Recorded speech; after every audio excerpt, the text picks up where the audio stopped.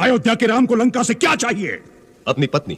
अपनी पत्नी अर्थात लंकेश्वर उनकी पत्नी सीता को हर लाए हैं। सीता को हर लाए? साक्षात जगदंबा को हर लाए? ऐसी दुर्बुद्धि उनके मन में कैसे उत्पन्न हुई? किसी ने उन्हें समझाया नहीं? जी, आपके छोटे भाई विभीषण ने भरे दरबार में उन्हें यह बात समझाने का साहस किया था, तो महाराज रावण ने उन्हें लात मारकर राज्य से निकाल दिया। अयोध्या के राम को लंका से क्या चाहिए? अपनी पत्नी। अपनी पत्नी अर्थात लंकेश्वर उनकी पत्नी सीता को हर लाए हैं। सीता को हर लाए? साक्षात जगदंबा को हर लाए? ऐसी दुर्बुद्धि उनके मन में कैसे उत्पन्न हुई? किसी ने उन्हें समझाया नहीं?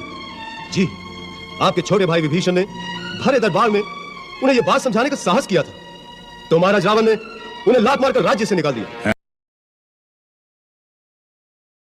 अयोध्या के राम को लंका से क्या चाहिए? अपनी पत्नी।